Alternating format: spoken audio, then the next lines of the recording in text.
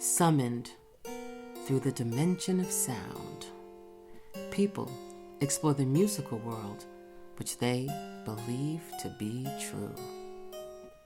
But there is a world, unheard by some, that is filled with stories of an unknown reality, a jazz side.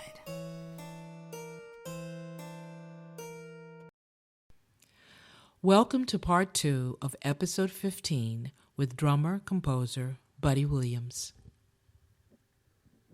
Okay, well now, with all, we will never be able to cover every possible aspect of your life. You got to do three versions of this. We got to do 16,000 versions of it, but I understand. I know you're on hundreds, as I've said before, hundreds and hundreds and hundreds of albums. I understand that you are now working on your CD. Oh Lord, yes, ma'am.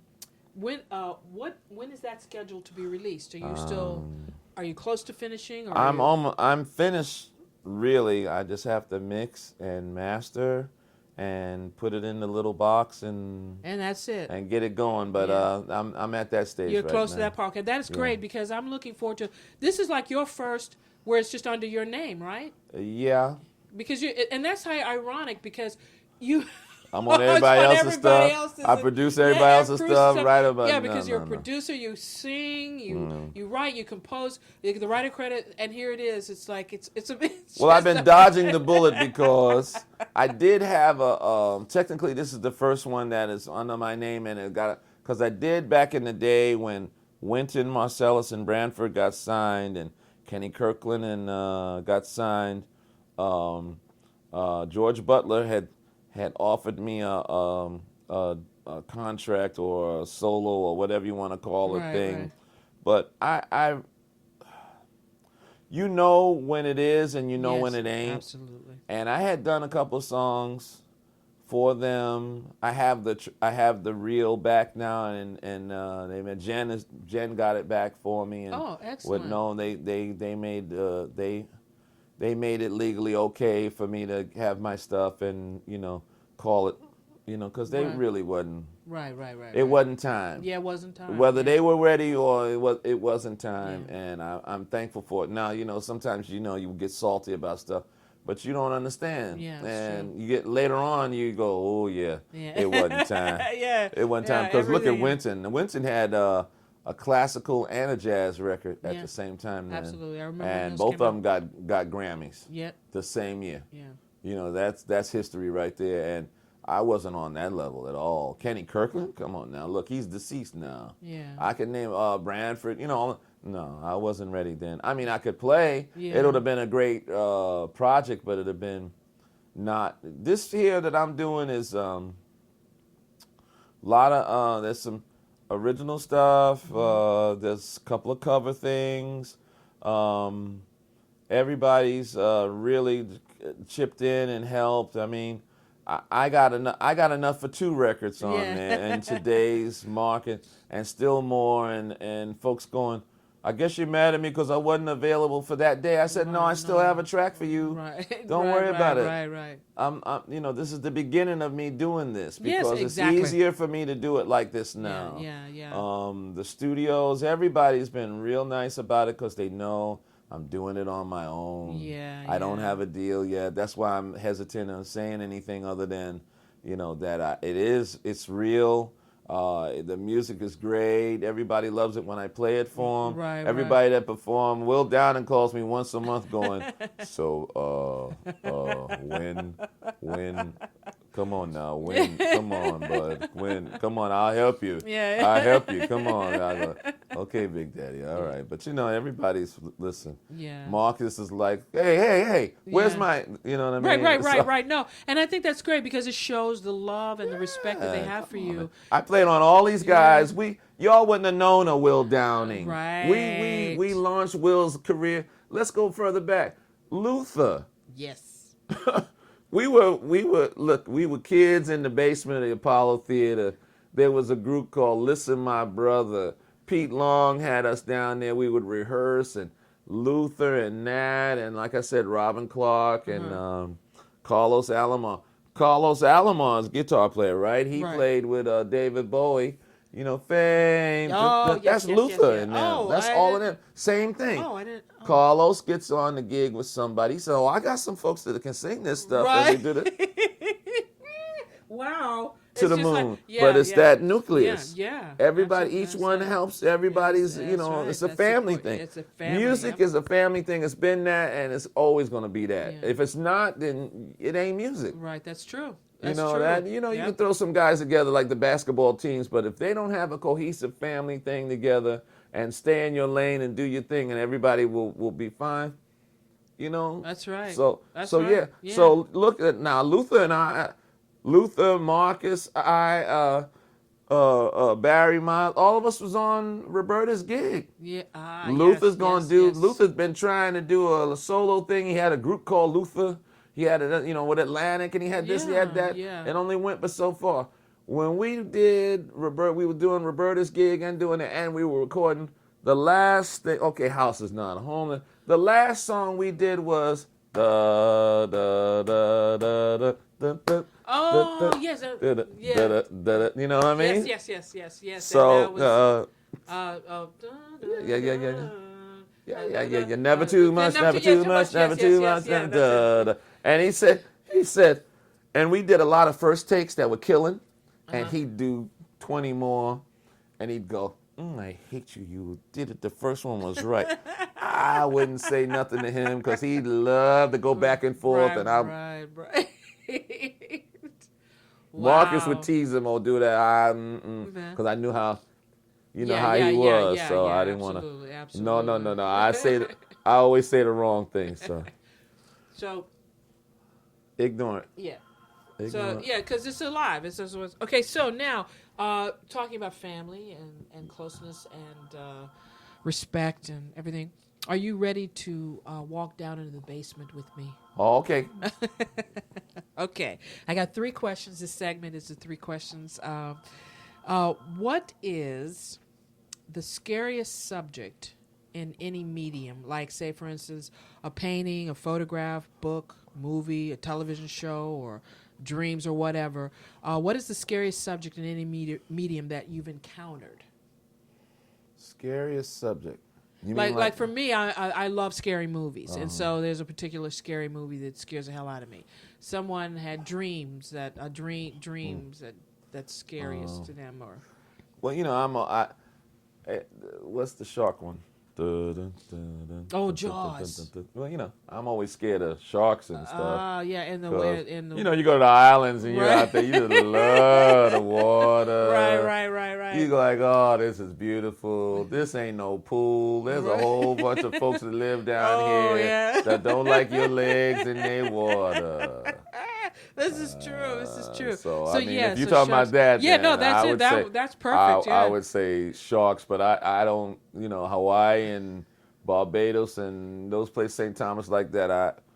I've seen in Hawaii them big old elephant whales that go by. I know what I'm saying though, but they're so big. They are huge. They're so beautiful. Yeah, That big old eye is about as big as your head. Wow. But guess what? That's that nose, the spout and the thing. They think everybody thinks it's not, but it's the most intelligent. When they say like horses are very intelligent. Yes. That big old whale.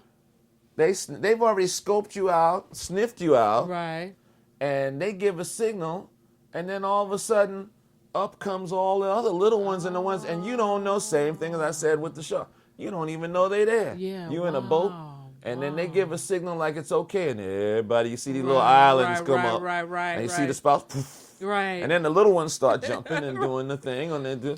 Me and Mel, we've been a couple times, and we rode right there, and you're looking at him, and then you see a young one that's trying to catch up with the crew, right? And he's as long as this house, right, and he's a baby, right? As long as they're not sharks, though. No, it's good. And he's humping. I mean, he is humping. Yeah, he's trying to catch up with everybody. You see him come up, and then hit the water again, and back up again. He's come up to breathe, and then he's trying to catch up with the folks. Because they're way up there and he's back there lollygagging or something. Whatever happened, you know. Right. Doing his but teenage you can see him, thing. yeah, but you can see a young one. That's what the captain said, but that's what they do all day, whale watching thing. Yeah. But if it's what you saying, then I'd say sharks. Yeah, okay, sharks. That's a good one. I never thought about that, but yeah. Yeah, no, because in forming this question, I've been realizing that it evolves as with each person, you know, and sometimes it's a political thing that people.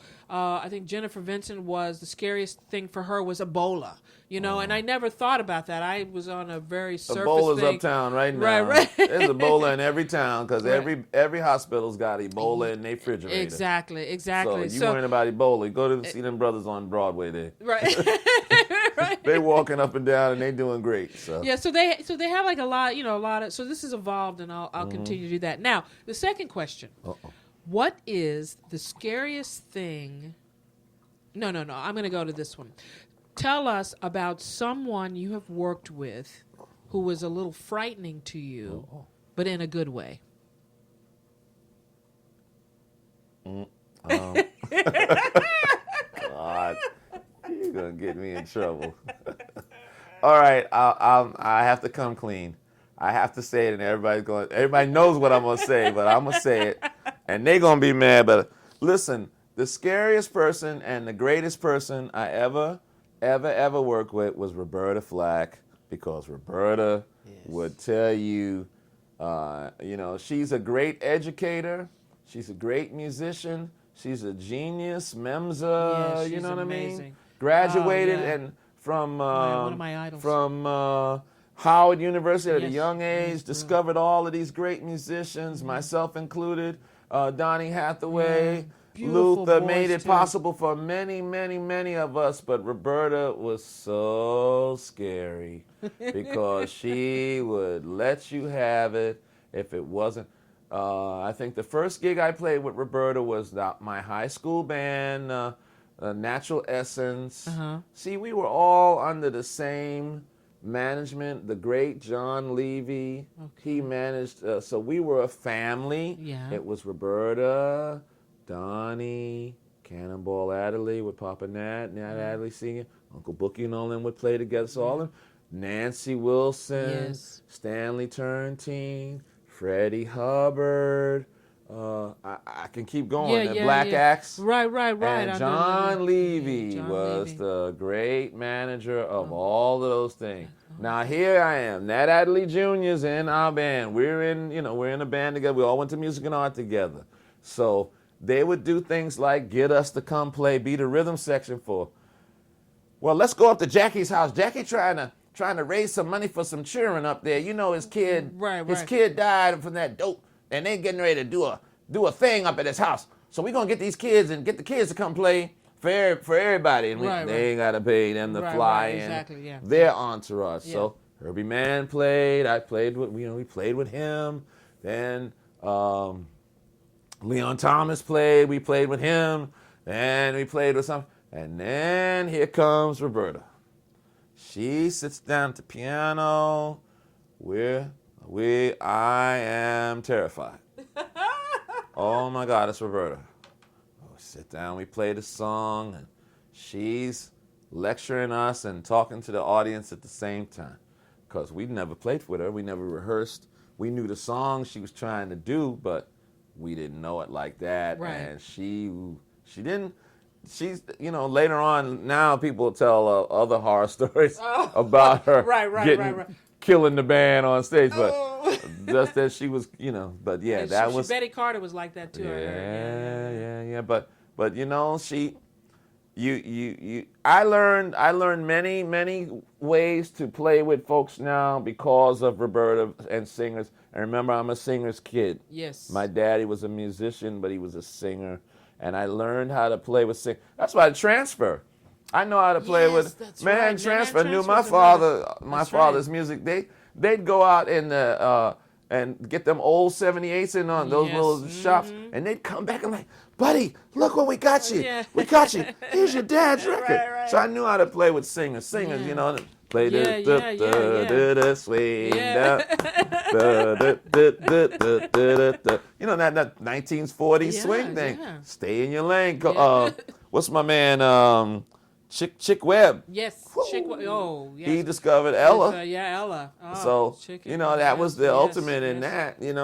But to play with Roberta, now we're there trying to.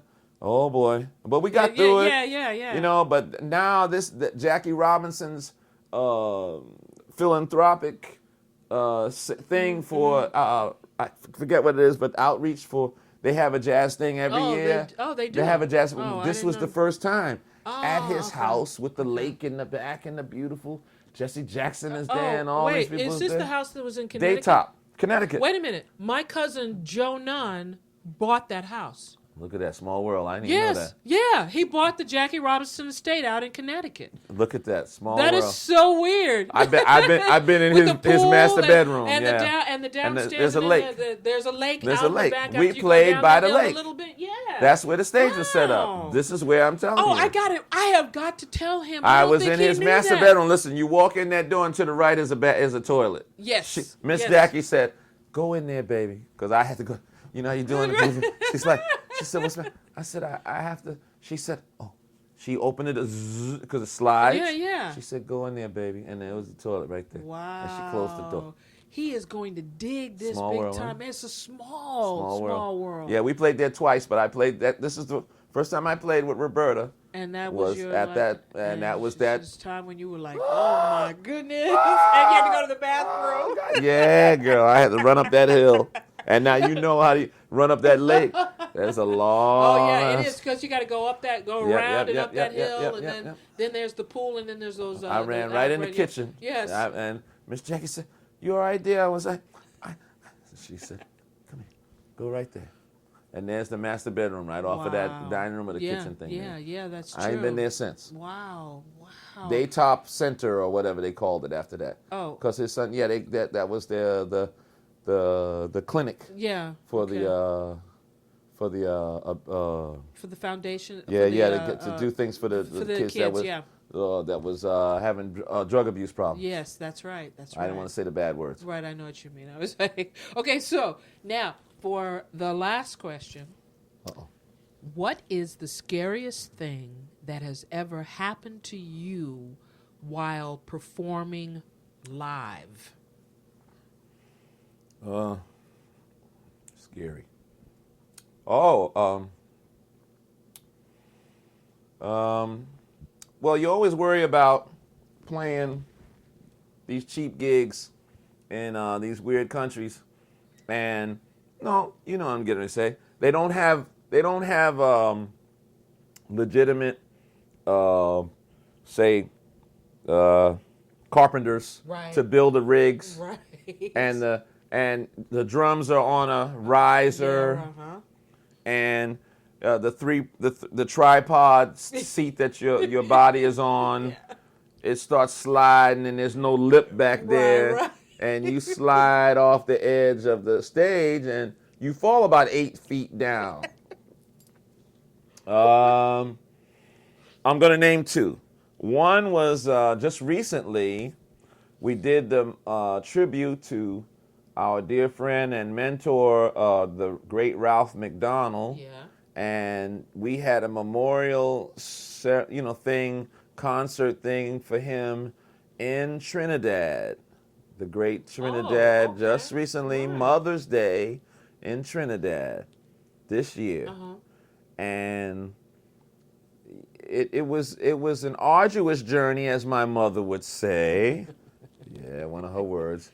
And as Marcus tried to make it from LA, he had to go back home and try again. Oh, wow. Because the airline didn't hook up or what. Everybody's little thing, okay, so the New York, I bought a set of drums and brought them to Trinidad because the guy down there was going to charge us $600 just to use his Yamaha drums. Oh, no, wow. We bought a Yamaha set here and shipped it. Right. And all together was $600. Right. I mean, it was my price because I'm a Yamaha guy all my life. No shameless plug. That Japan trip at 16 years old, they saw me and signed me then, and I've been with them ever since. Okay, endorse you. Oh, baby. Before them other guys, and I'm not going to say nothing about that. I know what you're saying. Yeah. Okay? See, I'm being good. You are being very, very good. I appreciate that. we get to Trinidad. I build the drums. I put them together at the kid's house, the young man's house, who was the host, ATN Charles, and his mom and dad, and we put them all together. We put him in his little sports car, and we ride to the gig. It's like old days, riding in a little car, and the drums all pile up in the back. And hold us in your lap. But right. we get there, we put the stuff up there, and it's raining. We're on the top of a mountain. Okay. The school that's dedicating to Ralph, and they're putting this concert on, and I have to say it. The soon come thing you have in these Caribbean islands, and I hate to say it like that. Those are my people, but we know how to deal with it. Yeah. Soon come, whether it's Africa, whether soon come. Okay. Right. All right. So these guys, they were there, and we were putting it together, and so they had a big monitor, big old monitor to blast the sound to me, and that was my monitor. It was big as this refrigerator. Oh, wow. Now on top of that, okay. And it's just big and black like that, and it's pointed at me. Yeah. And they put on top of it a long thing of tweeters, high end. Oh yeah, yes. So you can hear the treble, middle, bass, and so this sound company only had treble and bass, and no middle, no mids. All right, remember I said that. Okay, we sound check all day. All day on, let's say, the Saturday. When Marcus finally gets there that morning, we got in the night before. Marcus got there that morning. We went and got him. We go back to the site. We set up. We rehearse all of Ralph's music, the Antisha music, all those hits, just the two of us, all of that stuff, all of those songs. We get it together, and the little tweeter thing is just sitting on top of this refrigerator. No ropes, no thing down the. Okay, it's raining. Did I say it was raining? Yes, you did. Okay, it's raining. It's raining. Next day, it really rained, and the guys played it off. They said, "Yeah, these are the tears of Ralph McDonald from heaven to us in the." Okay, and now it's really we're rocking and we're funk. And Sweet Nadira, the great singer, she sings with Jimmy Buffett, sang in Ralph's back. Sweetheart, one of the treasures. Yeah. She's sitting in a little wood chair in front of that big old refrigerator, and the tweeters on top of that. Nothing holding. Nothing and holding it. Right. And we're stomping like this. And Marcus's amp is right in front of her, so the bass is going. Everything is rocking, and then all of a sudden, woo! Luckily, Nadira had just stood up and went, and the floor is wet, the deck is wet. Yes. My seat is sliding back like this. There's no lip at the end of the thing. Right. I'm busy worrying about that. Little did I know that this thing was going. Usually they get these. These bands or something to hold them, and they look like the things that you put on your luggage. Yes. And exactly. They didn't do none of that. And okay, so that's my scariest one. The other one is we were in Sao Paulo with the great George Benson, and it was Yvonne Leans and George Benson, and Sao Paulo had just become. They had some independence things going on, and somebody else was running the electric. Okay. Not the electric company anymore. It was not the government. It was a separate company. Okay. It wasn't, usually down there, it was the government was running the electric. So the concert's going like this. Everybody's playing. It's the last song of the night. And then the lights go out. Oh. I kept playing. Because you can. The conga player's playing, and Yvonne Lean is strumming on his acoustic guitar, and George did not stop. He gave show all the way off the stage. Wow. Yeah. Power went out. They had the little safety lights, Yeah, that are come real on, dull. yeah. That's When the backup system. And we were in something like, it looked like an airplane hangar. right. Oh, Wasn't yeah, no theater. yeah, It was yeah. it We was. played some gig in South Africa, which was actually an airplane hangar. There you go. Yeah, it was that. So, So those are my two scary ones. They just came to mind because I didn't even think about them. no, this is so great. Butson, thank you so much for doing the show. I gotta have you back because there's so many different things we There's can more talk stuff, about. but I ain't saying But nothing now. you're like educating us. I mean, I'm overwhelmed at just how amazing this has been for me. And look, you didn't run out either. I know. It was perfect timing. It was just perfect, and you were really good. You See, I was a good yourself. boy. Yeah, because you're the most honest human being I've ever met. God, I'm you in will trouble. say exactly what is on your mind, but it's always coming from a place of love, and I always feel that. And I stay in trouble. You always stay in trouble. You stay in trouble. Thank you so much for my doing pleasure. this, My and pleasure. you promise to come back with me? Oh yeah, no problem. Okay. No problem. No problem. All I'm right, home. you know I love you. You know where I live. Yeah, I know where you live. I love you. Love you too. Sis. Okay, then. Thank you. So that wraps it up for us on Tales from the Jazz Side.